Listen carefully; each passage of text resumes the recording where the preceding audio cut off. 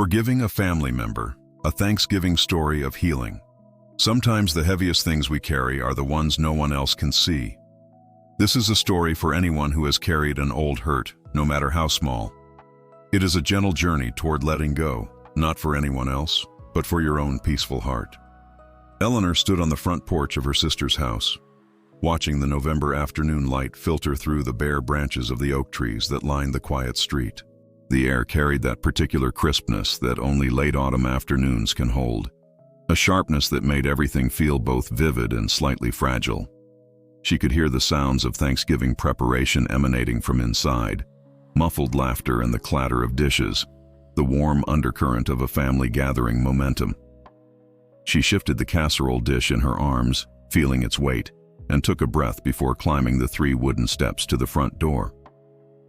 The door opened before she could knock, releasing a wave of warmth, and the rich, complex aroma of roasting turkey, sage, and something sweet, perhaps the sweet potato casserole that was her sister's specialty.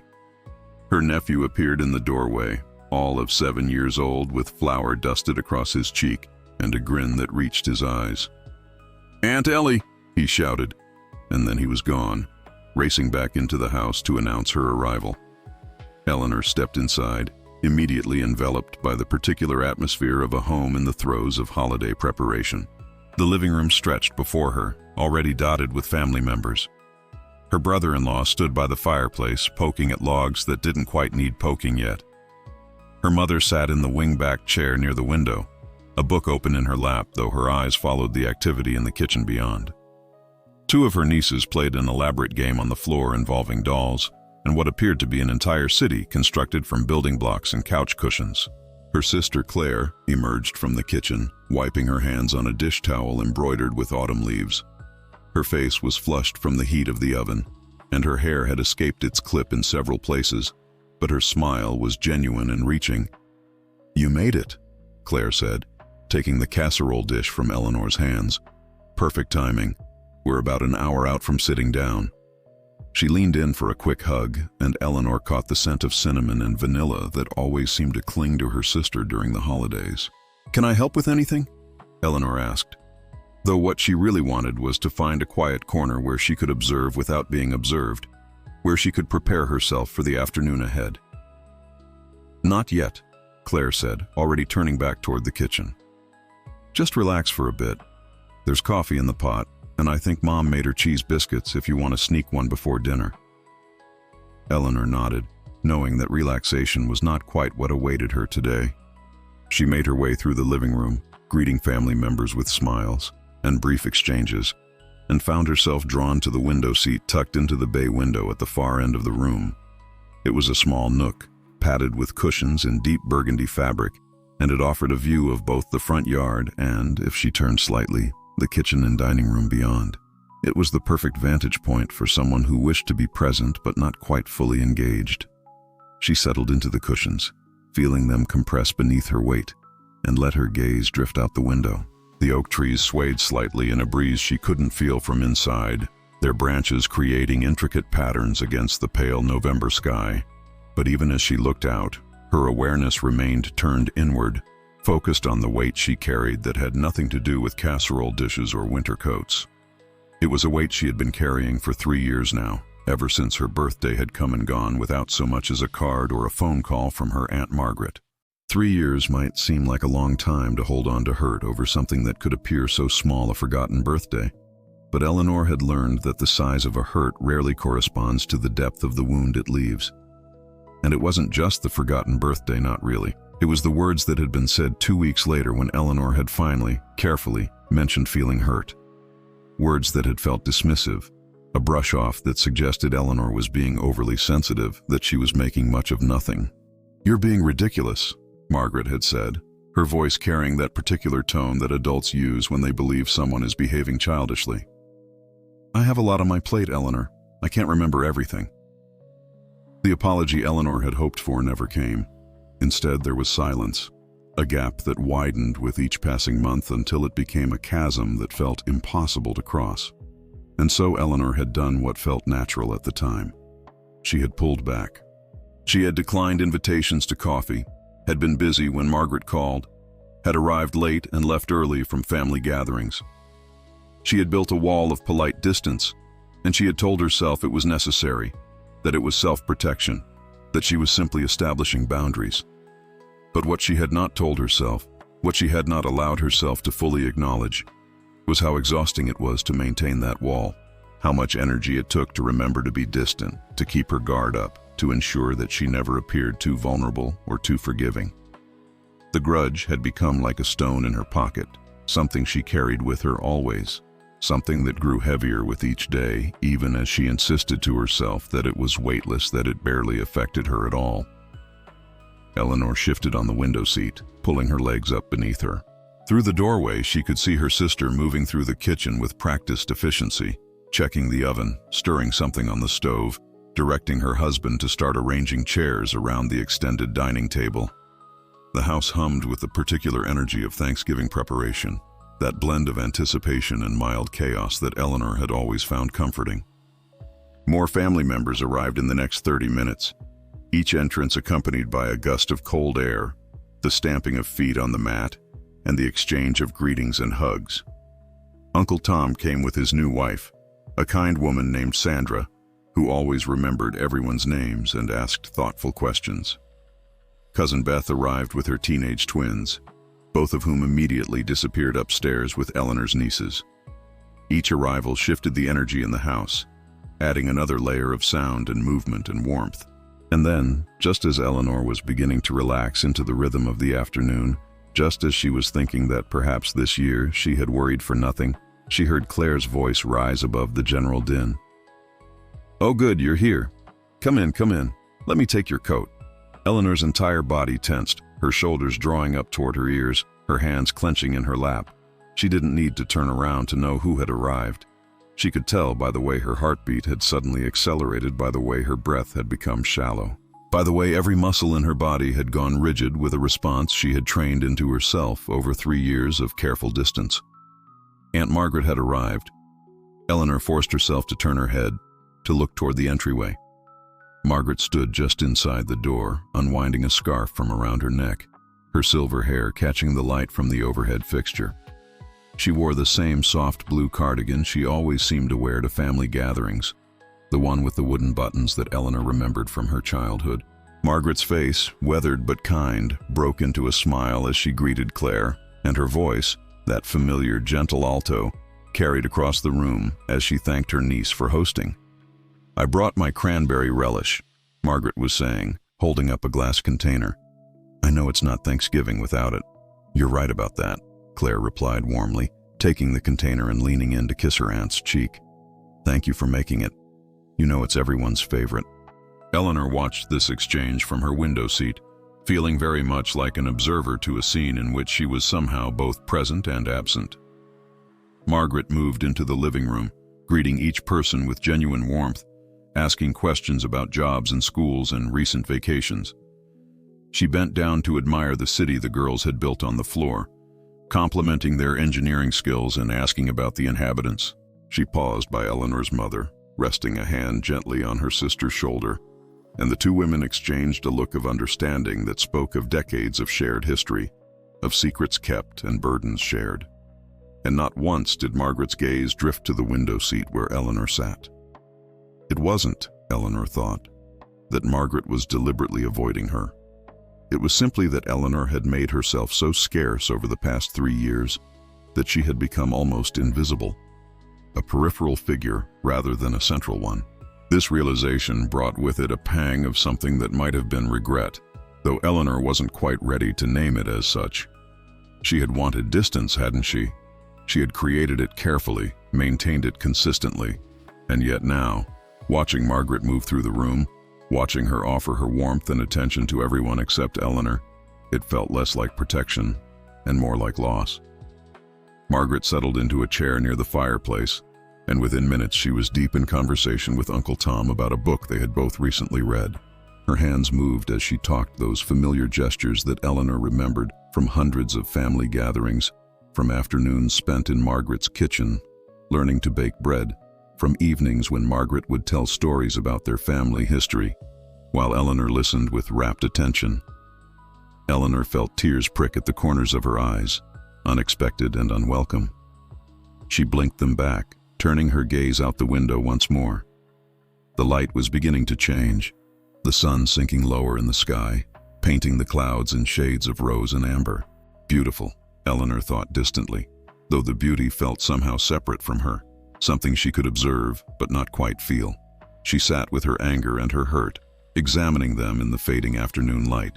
For 3 years these feelings had felt justified, necessary even. Margaret had hurt her, had dismissed her pain, had never apologized.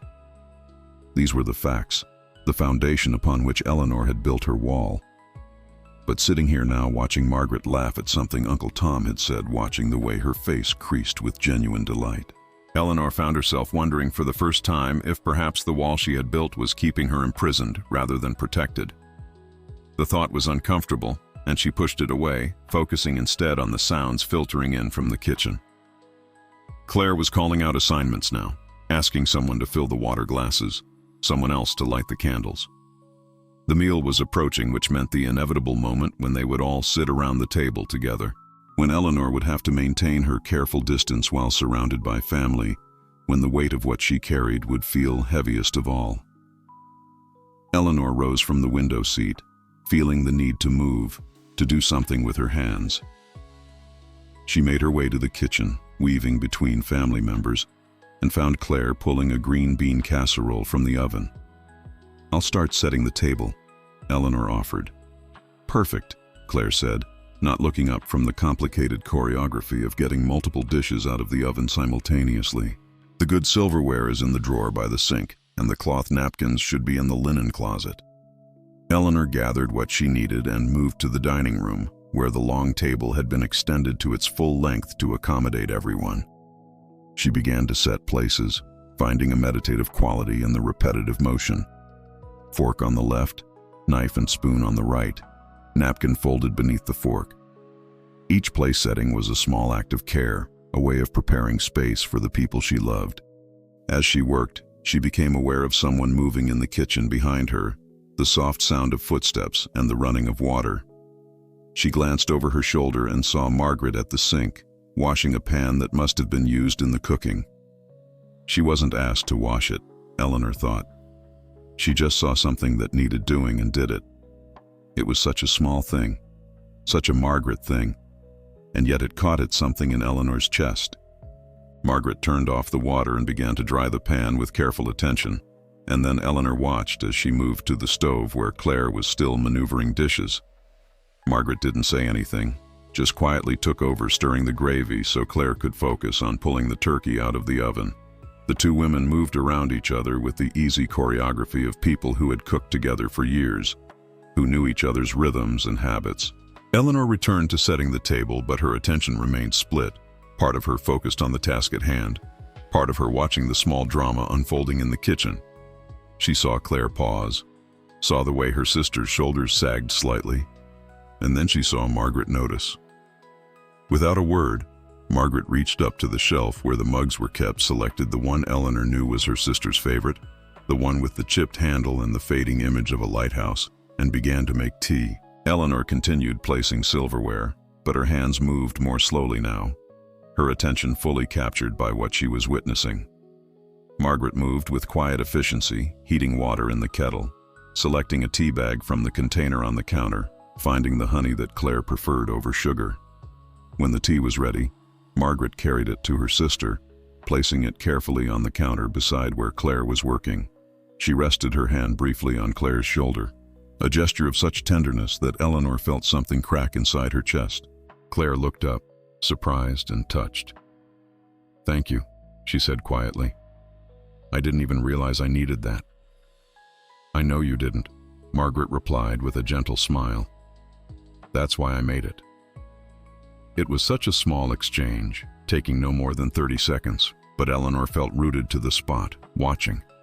There was something in the gesture, in the noticing and the responding that reminded Eleanor of all the times Margaret had done similar things, all the times she had shown up when someone was sick, had sent cards for no particular reason, had remembered the small details that others forgot. All the time she had offered kindness, not because it was asked for or expected, but simply because it was her nature. Eleanor resumed setting the table, but something had shifted in her chest, some small crack in the wall she had so carefully maintained. She told herself it meant nothing, that one kind gesture didn't erase 3 years of hurt. But even as she thought this, she knew she was arguing with herself, that something inside her had begun to question. The table was set, and Eleanor found herself drawn back to her window seat, needing a moment of quiet before the meal began. The light outside had deepened to a rich gold, the kind of light that made everything look slightly magical, slightly removed from ordinary time. She settled back into the cushions and let her gaze rest on nothing in particular. From her vantage point, she could see into the living room and the kitchen beyond, could watch as the family continued their preparations and conversations. And she found herself watching Margaret, tracking her movements with an attention she told herself was neutral observation, but that felt more like something else, something softer and more curious. Margaret moved through the house with that same gentle awareness she had brought to making Claire's tea. Eleanor watched as she noticed one of the twins sitting alone on the stairs, looking at her phone with a slightly downcast expression, and saw Margaret pause to sit beside her. She couldn't hear what they talked about, but she saw the girl's face brighten, saw her put down her phone and lean into her great-aunt's shoulder for just a moment before heading back to join her sister. She saw Margaret pick up a toy that one of the younger children had dropped, returning it with a smile and a gentle pat on the head. She saw her refill water glasses without being asked, adjust a picture frame that had been knocked slightly askew, pause to really listen when someone was speaking to her rather than simply waiting for her turn to talk. None of these actions were dramatic. None of them were directed at Eleanor. But Eleanor saw them all, and with each small kindness she witnessed, she felt something inside her begin to soften, to question, to ache with a longing she had not allowed herself to feel for 3 years. She thought about other moments she had tried to forget, other gestures of Margaret's kindness that she had dismissed or minimized in her determination to maintain her hurt. She remembered Margaret sitting beside her mother's hospital bed 5 years ago, reading aloud from a book when her mother was too weak to read for herself. She remembered Margaret organizing all the family photos after her grandmother died, carefully labeling each one so the stories wouldn't be lost. She remembered Margaret's steady presence at funerals, at graduations, at the small and large moments that made up a family's life together.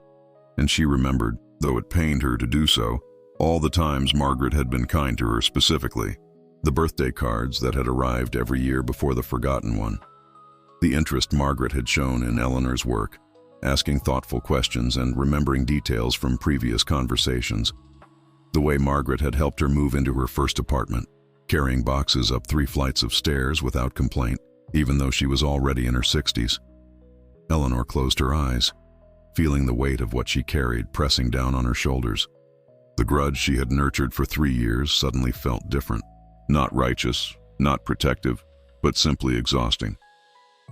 She thought about what it had cost her, not just the relationship with Margaret, though that was loss enough, but the energy it had taken to maintain her anger, the way it had required her to edit her memories to focus on the one hurt and ignore all the kindnesses that had come before and after. "Everyone, dinner's ready," Claire's voice called out, and the family began to move toward the dining room. Eleanor remained seated for a moment longer, not quite ready to join them. She watched as family members found their places around the table, as children jostled for position, and adults sorted out who would sit where. Margaret took a seat near the middle of the table, and Eleanor noticed that the seat across from her remained empty, the place setting she had laid with such care still waiting. That was her place. Eleanor knew without asking that Claire would have arranged it that way, would have hoped, perhaps, that proximity might work some magic that distance had not. Eleanor took a deep breath, feeling something like fear and something like hope mingling in her chest. She rose from the window seat, feeling the stiffness in her legs from sitting so long, and made her way to the dining room.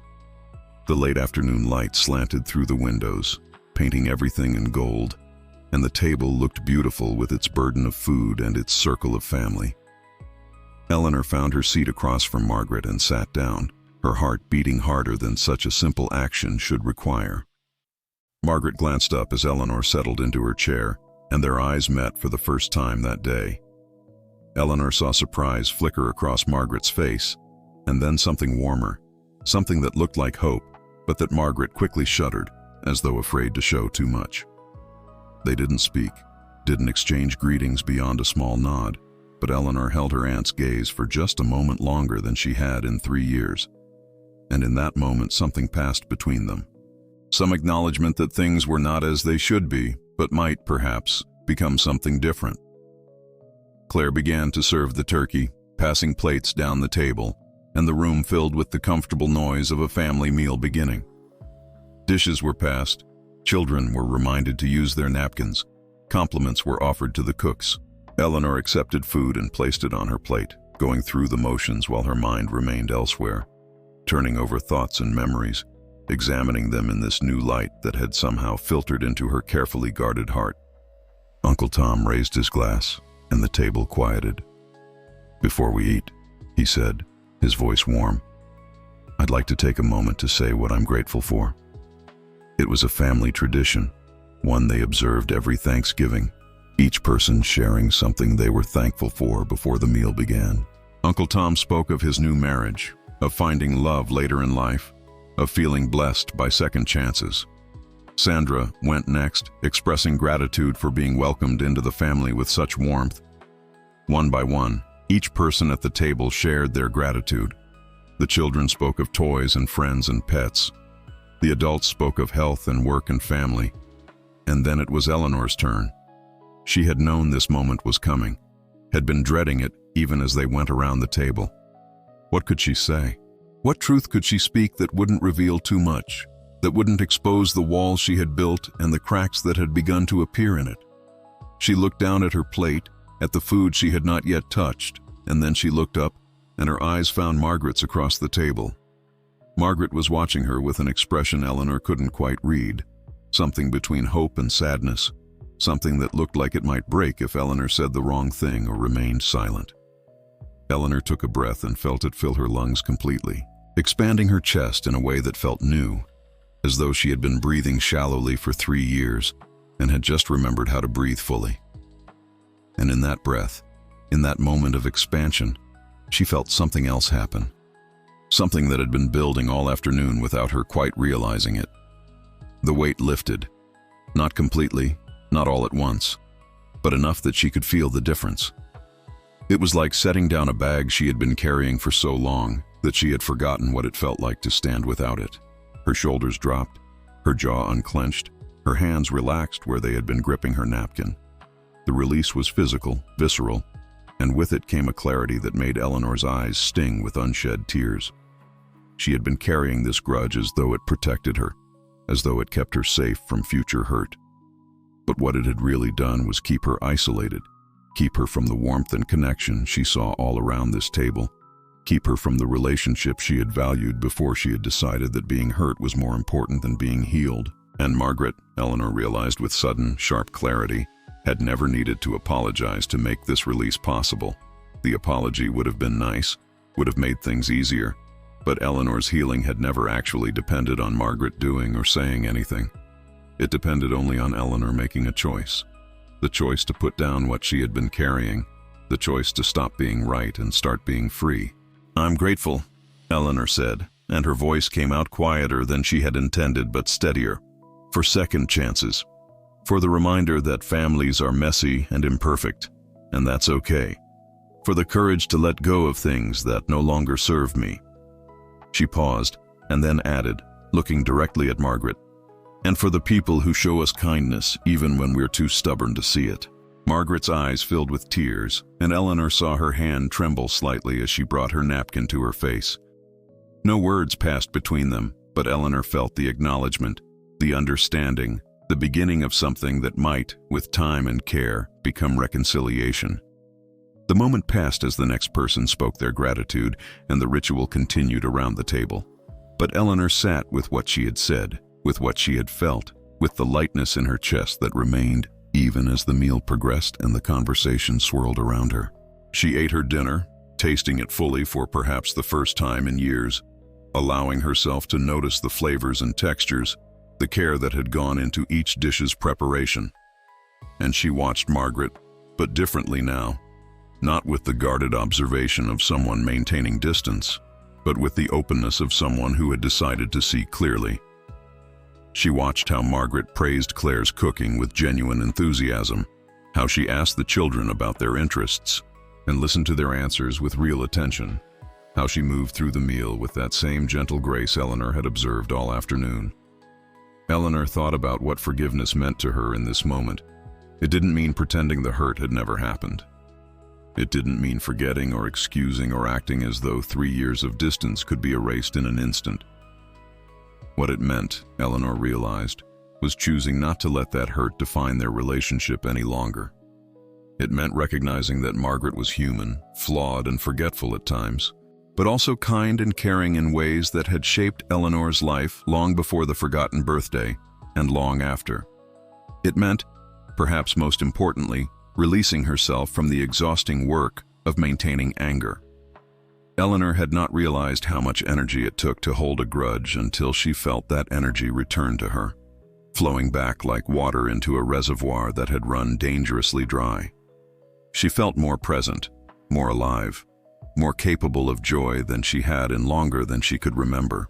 The meal continued with the comfortable rhythm of family dinners, stretching on as family dinners do when no one is in a hurry to leave the table. Dishes were passed and replenished, stories were told and retold, laughter rose and fell like waves. Eleanor participated in it all, finding herself smiling more easily, speaking more freely, feeling the barriers she had erected around herself beginning to dissolve. As the meal wound down and people began to push back from the table, Eleanor stood and began gathering plates. She carried them to the kitchen where Claire was already starting to wrap leftovers. "Let me help," Eleanor said, picking up a dish towel. "You don't have to do that," Claire replied, but Eleanor could hear the gratitude in her sister's voice. "I want to," Eleanor said simply. They worked together for a few minutes in comfortable silence, the quiet clatter of dishes and silverware the only sound. And then Eleanor became aware of another presence in the kitchen, and she turned to find Margaret standing in the doorway, her hands full of serving dishes. "I thought you could use an extra pair of hands," Margaret said, her voice tentative in a way that broke Eleanor's heart.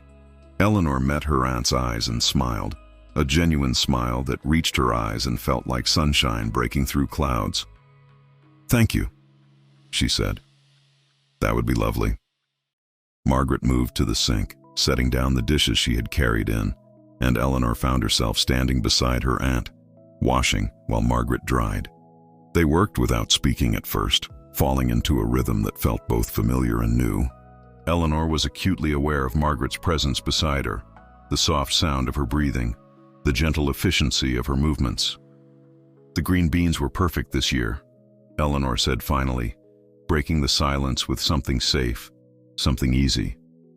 "I thought so too," Margaret replied, relief evident in her voice that Eleanor was willing to speak, willing to stand beside her. "Claire has a gift with seasoning."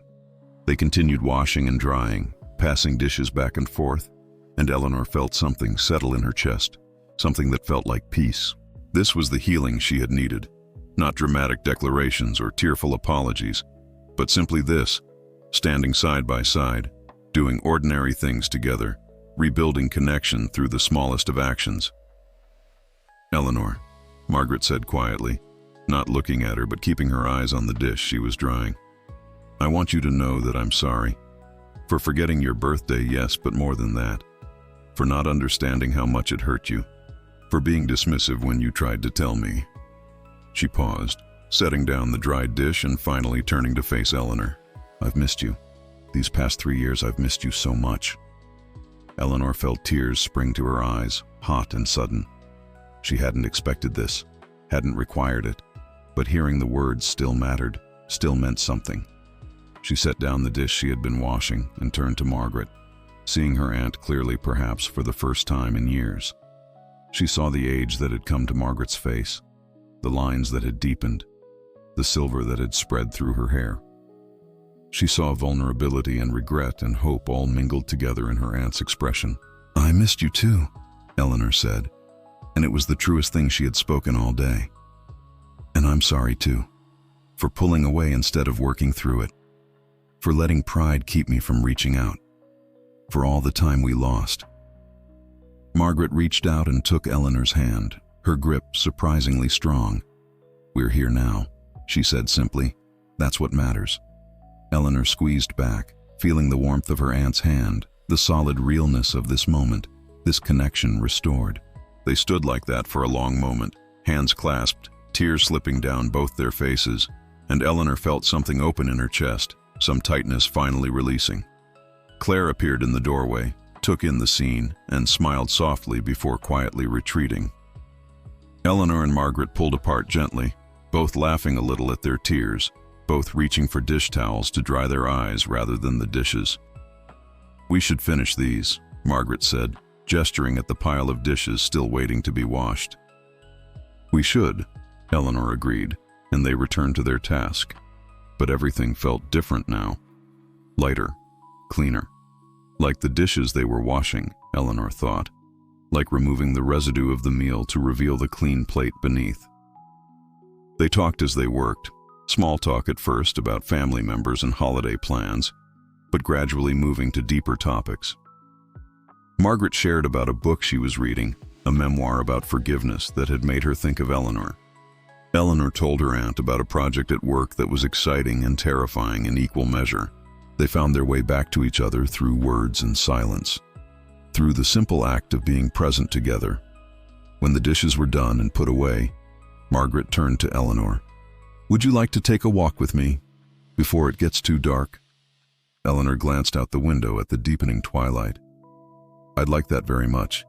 They retrieved their coats from the front hall, calling out to Claire that they were stepping outside.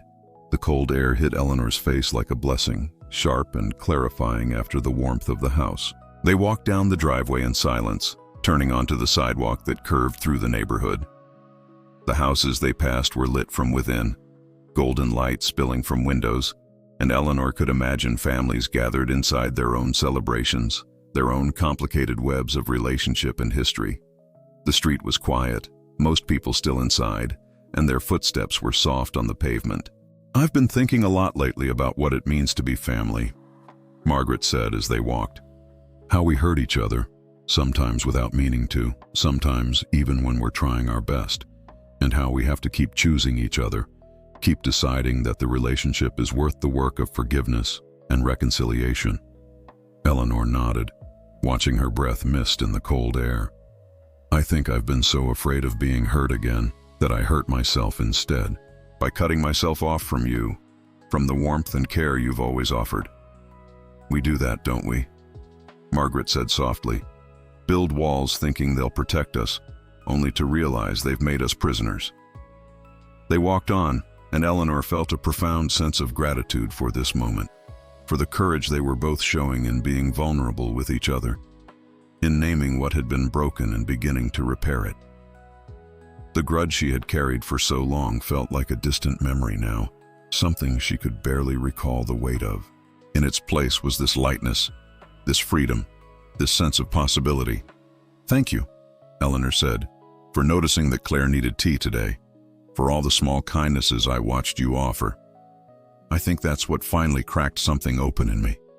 Seeing you just being yourself, being generous and aware and kind, and realizing that I had let one hurt overshadow years of love."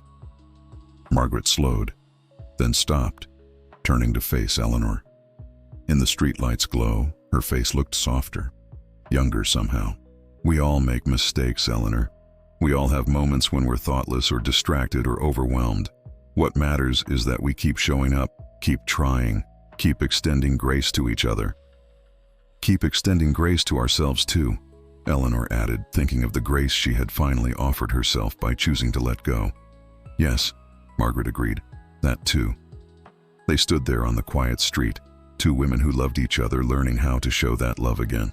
And Eleanor felt her heart expand with gratitude and relief and hope. The evening air was cold, but she felt warm, filled with the knowledge that healing was possible, that relationships could be mended, that choosing peace over pride was perhaps the bravest thing a person could do. "We should head back," Margaret said finally, "before they send out a search party." They walked back toward the house, their steps synchronized now, and Eleanor thought about all the walks they would take in the future, all the conversations yet to be had, all the moments of connection waiting to be reclaimed. The grudge was gone, released completely, and in its place was space for something better, something truer. When they reached the house, they could see through the windows that the family had moved to the living room. The younger children were showing the adults some kind of dance they had learned, and laughter drifted out into the evening. Eleanor paused on the porch, taking it in, feeling the pull of warmth and belonging. "Ready?" Margaret asked, her hand on the doorknob. "Ready?" Eleanor confirmed. They stepped inside together, and the warmth enveloped them like an embrace. Claire looked up from where she sat on the couch and smiled, seeing them come in together, seeing whatever change had occurred between them reflected in their faces. Eleanor removed her coat and made her way to the living room, Margaret beside her, and settled onto the couch next to her mother. Her mother glanced at her, then at Margaret, who had taken a seat on Eleanor's other side, and Eleanor saw understanding dawn in her mother's eyes. She patted Eleanor's hand gently, a gesture that said she knew, that she was glad, that she had been waiting for this moment perhaps longer than anyone. The children performed their dance again, this time with even more enthusiasm, and the adults clapped and cheered. Eleanor found herself laughing, really laughing, in a way she couldn't remember doing in months. Margaret's laughter joined hers, and when Eleanor glanced over at her aunt, Margaret caught her eye and smiled, a smile that held acknowledgement and affection and promise. As the evening deepened into night, the family gradually began to depart, gathering children in containers of leftovers, calling out thanks and goodbyes. Eleanor helped Claire clean up the remaining dishes, and Margaret stayed too, the three of them working together to restore order to the kitchen. "This was a good day," Claire said, looking between her sister and her aunt with obvious satisfaction. "The best," Eleanor agreed, meaning it completely. When the cleaning was done and it was time for Eleanor to leave, Margaret walked her to her car. The night was clear and cold, stars visible in the gaps between the oak branches overhead. Eleanor unlocked her car but didn't immediately get in, reluctant for the evening to end. "Same time next week for coffee?" Margaret asked, a question that held equal parts hope and uncertainty. "Same time next week," Eleanor confirmed. "I'd really like that." They hugged then, a real embrace that Eleanor allowed herself to sink into, feeling her aunt's arms around her, solid and real and offering exactly what Eleanor had been missing without fully knowing it. When they pulled apart, both were smiling. Eleanor drove home through quiet streets, the taste of pumpkin pie still lingering on her tongue, the warmth of connection still glowing in her chest. She thought about the day, about the journey from the weight she had carried that morning to the lightness she felt now, about how forgiveness had come not through a grand gesture or dramatic confrontation, but through quiet observation, internal choice, and simple presence. She thought about Margaret making tea for Claire, about the accumulated small kindnesses she had witnessed, about the way love shows up not in perfection, but in consistency, in noticing, in trying. And she thought about her own choice to release the grudge, to choose peace over righteousness, to understand that holding on to hurt had only ever hurt herself. At home, Eleanor made herself a cup of tea and sat by her own window, looking out at the night. She felt different, fundamentally altered by the day's events. The space that the grudge had occupied was empty now, swept clean, ready to be filled with better things, with connection and joy and the messy, beautiful complexity of family relationships. She thought about how she would tell this story to herself in the years to come. Not as a story about the time her aunt forgot her birthday and they didn't speak for 3 years, but as the story of the Thanksgiving she learned that forgiveness is something you do for yourself, that letting go creates more space than holding on, that love is always worth the risk of being hurt because the alternative, isolation and bitterness, hurts so much more. Eleanor sipped her tea and felt grateful not just for the holiday, but for the healing, for the courage she had found to release what no longer served her, for the relationship being rebuilt even now through the simple act of choosing differently. She thought about the coffee date next week, about the conversations they would have, about the slow work of rebuilding trust and intimacy. But most of all, she felt grateful for the lightness in her chest, for the absence of the weight she had carried for so long. She had spent 3 years believing the grudge was protecting her, and one afternoon learning that only forgiveness could set her free. Not forgetting, not excusing, but simply choosing to stop being defined by old hurt, to start being defined instead by hope and grace and the willingness to begin again. Outside her window, the stars shone cold and clear, and inside Eleanor's heart, something equally bright had begun to burn. Peace, she thought. This is what peace feels like. Not the absence of conflict, but the presence of resolution. Not the removal of pain, but the choice to not let pain become the whole story.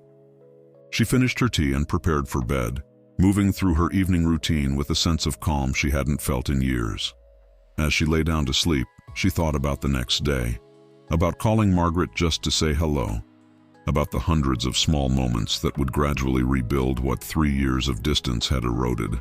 And she thought about Thanksgiving, about gratitude and family, and the grace to begin again. About how the heaviest things we carry are the ones no one else can see, and how the act of putting them down can feel like learning to fly. About how forgiveness is not weakness, but strength, not forgetting but choosing to remember the whole story, not just the parts that hurt. Eleanor closed her eyes and felt sleep approaching, gentle and welcoming. Her last thought before drifting off was simple but profound. She had let go, and in letting go, she had gained everything that mattered. The grudge was gone, and in its place was peace and connection, and the sweet, simple joy of loving and being loved without barrier or condition. Tomorrow would come with its own challenges and complications, its own opportunities for hurt and healing, but Eleanor would face it lighter, freer, more open to grace, carrying nothing but hope and the hard-won knowledge that choosing forgiveness, choosing peace, choosing love was always, always worth it. The house settled into its nighttime quiet, and Eleanor slept deeply, peacefully, her dreams painted in the golden light of late afternoon, in the warmth of hands clasped across a kitchen sink, in the sound of laughter shared without reservation or guard. She slept holding the knowledge that healing is possible, that relationships can be mended, that the simple choice to let go can transform not just a moment, but an entire life. And in her sleep, she smiled. If this story resonated with you, if you found comfort in Eleanor's journey toward forgiveness, please consider showing your support with a like, and subscribe to Deep Sleep Stories Hub for more quiet nights and restful journeys. May you find the courage to release what weighs you down, and may you sleep deeply, peacefully, in the warm embrace of grace and healing. Good night.